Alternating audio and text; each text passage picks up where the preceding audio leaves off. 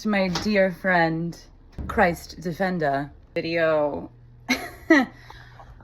of some vocal warm-up. This is a good day for it. I'm very dehydrated. I'm very tired. Get some water. This is not going to be a technical warm-up. This is going to be a warm-up like before the warm-up. This is just to make sure that like she's awake. This is the time where you are not supposed to care about what you sound like. That's really difficult. I had to get over that. The warm-up sounds like garbage. Well, yeah, like how's it gonna sound good unless you get through all the garbage, right? The first thing I like to do is just a voiceless trill. I cannot roll my tongue. Fun fact, that whole thing, can't do it because I have a tongue tie. So I do a voiceless trill. And you want to shake your neck back and forth. My ears are like glued to my shoulders at all times. So I like to just, and you're going to stretch your mouth out. Do that when you're driving so that the people next to you get scared. What is this girl doing? And I'm just here like, shake it out. Ooh, did you hear the crack? Then you're just gonna do some slides.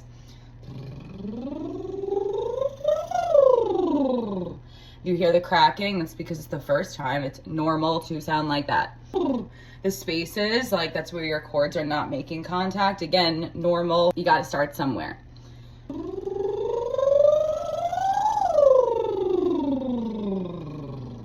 See, that one was mostly connected. It only took me 3. Then you wanna just like kind of bounce it. I like to bounce. I'm not a technically trained singer, so I just know how the mechanism works. I don't know how to put it into Harvard terminology. Okay, so I call it bouncing.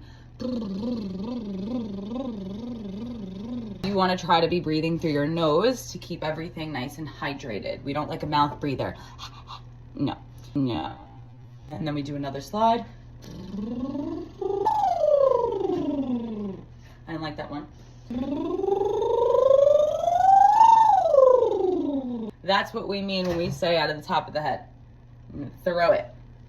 Top of the head. Like you want to throw it up and over. Singer is getting advice. What else do I do before I do? Kind of reverse air pressure is when you're singing, you're pushing air through the vocal cords, kind of have some of that pressure back up onto the vocal cords, which when it's explained properly, it makes a lot more sense. A lot of people use a straw for this. Do I have a straw? Let's use like a littler one, but the point is to make the air flow very forward. See, now with the straw it's harder, and I lost some seal there. We don't always sound good, people. A lot of times we sound like garbage.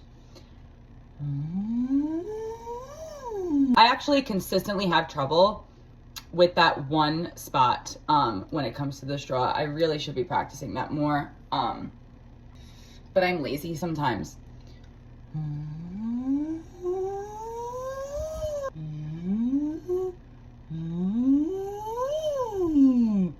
So if you find a spot that you're struggling, I'm gonna just repeat that spot. It's the same thing as like if you were just doing a hum.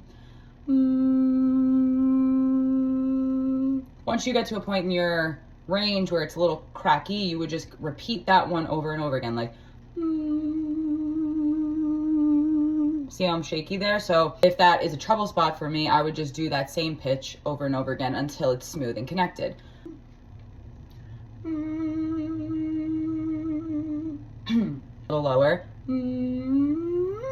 Slide until you get like comfortable.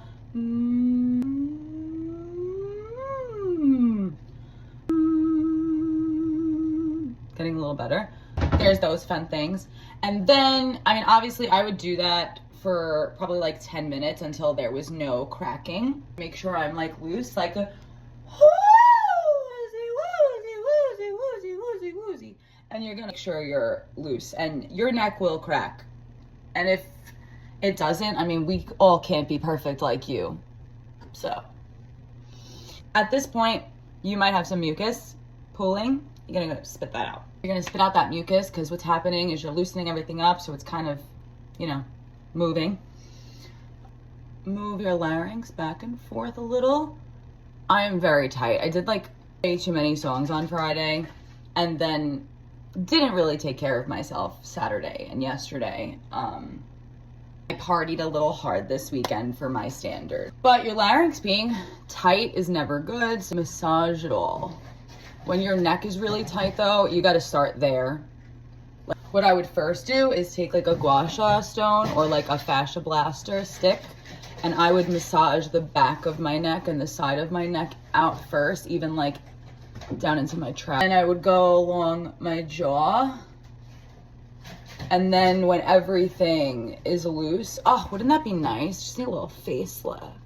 Snatched. Once everything else is a little loose, you would be able to loosen your larynx a little bit. After I'm loose, I would do some sort of humming exercise. Warm up rather, not an exercise. Exercises, I think my brain, they're different than a warm up.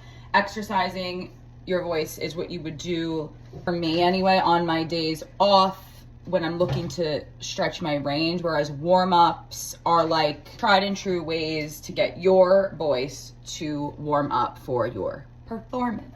Example of a warm-up that I would do after I'm loose is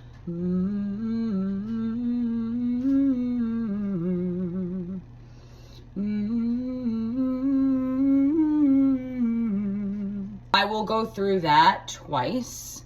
The first time I focus very much on making sure my volume is super consistent, so that way I'm not like changing gears in my head from like chest to mix to head. What else? Always do some sort of like low note warm up. And I've been doing a lot of songs lately that show off the low range because they're super fun and the tone is just so sultry. Yeah, yeah, yeah, yeah. Yeah, yeah, yeah, yeah, yeah. Yeah, yeah, yeah, yeah, yeah. Yeah, yeah, yeah, yeah. Yeah, yeah, yeah, yeah, yeah. And I get as low as I can. I kind of do a little flippy thing. Woo! And then you shake it out. You do these guys. Get ready like as if you're gonna go fight somebody. Then you're ready.